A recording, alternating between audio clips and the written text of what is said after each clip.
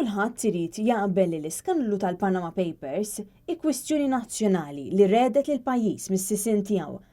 Dan l-iskandlu u teddida d-demokrazija u r-responsabilità politika titlob li min għandu l-poter jispjega lil poplu x'qed jagħmel bil-poter li kien avdat lilu. Din id-dikjarazzjoni qawwija saret minn Mark Sammut meta kien intervistat mill-istoriku Simon Merċieqa waqt it-tnedija tal-ktieb tiegħu l-aqwa fl-Ewropa, il-Panama Papers u l-poter.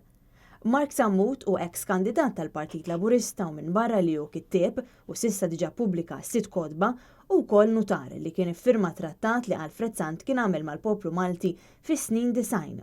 Mark Sammut u iben il-kittib magħruf Frans Sammut li miet fis-sena 2011.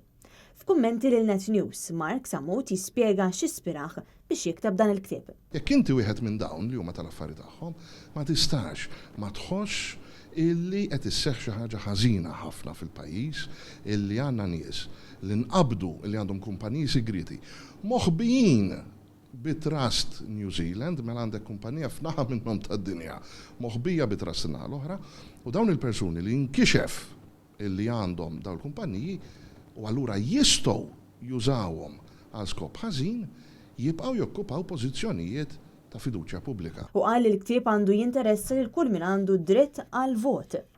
Jien naħseb il-kull min għandu jett tal-vot. Il għaliex hawn qegħdin nitkellmu fuq lil min fdajna bil-vot tagħna, il min tajna fiduċja. Dwar il-kumpanija Mossack Fonseca, il-kumpanija li fetħet il-kontijiet sigreti fil-Panama mal-Ministru Konrad Mizzi u għal-Keith Cambril u Chief of Staff tal-Prim Ministru Joseph Muscat. Sammut qal li din il-kumpanija għandha isem ħażin.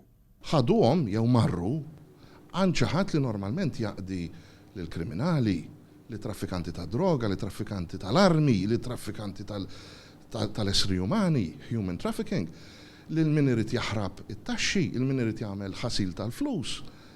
Kieku inti, jew jien, jew minnu tal-affarijiet jew immur għandha tip ta' nies. Mark Sammut qal li hu dispjaċut ħafna b'dak li ġara f'pajjiżna b'dan l-iskandlu. Jiena għalija ta' dispjaċir kbir illi seħ dan. Jiena kont nemmen illi kellna l-potenzjal insiru l-aqwa fl-Ewropa u għalhekk il-ktieb jismu hekk. Issa nara kif żviluppaw l-affarijiet l-ar fl-Ewropa sa niġu. U jien daj weġġani bħala Malti.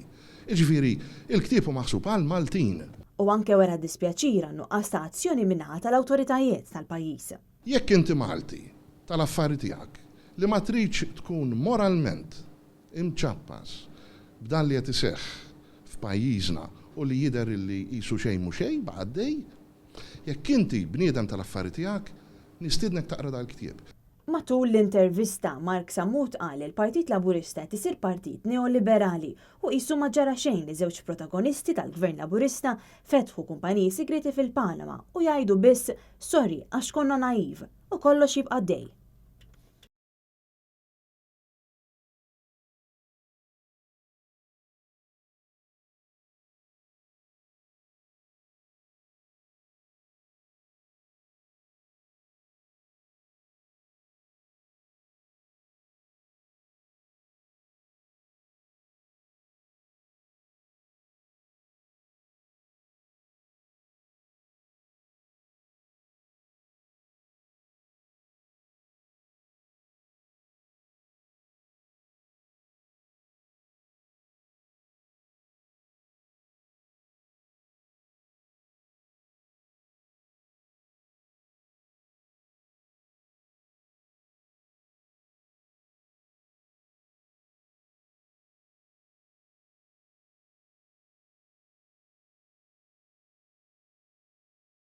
Jekk inti wieħed minn dawn li huma tal-affarijiet tagħhom, ma tistax ma tħoss illi qed isseħħ xi ħaġa ħażina ħafna fil-pajjiż illi għandna nies li nqabdu illi għandhom kumpaniji segreti moħbijin bit-Trust New Zealand, mela għandek kumpanija f'naħa minnhom tad-dinja moħbija bit-Trust in-naħa l-oħra, u dawn il-persuni li nkixef illi għandhom dawn il-kumpaniji u allura jistgħu jużawhom għal skop ħażin jibqgħu jokkupaw pożizzjonijiet ta' fiduċja pubblika. Jien naħseb il-kull min għandu jett tal-vot.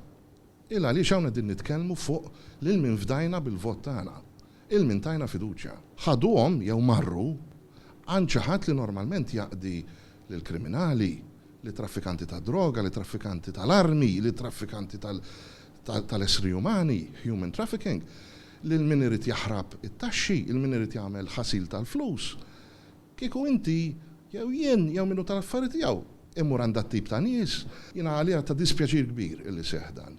Jiena kont nemmen illi kellna l-potenzjal insiru l-aqwa fl-Ewropa u għalhekk il-ktieb jismu hekk.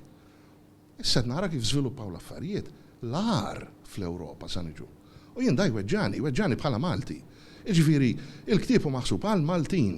Jekk inti Malti tal-affarijiet tiegħek li ma tridx tkun moralment imċappas b'dan li qed iseħħ f'pajjiżna u li jidher li qisu xejn mhu xejn baqgħaddej, jekk inti bniedem tal-affarijiet tiegħek, nistiednek taqra dal-ktieb.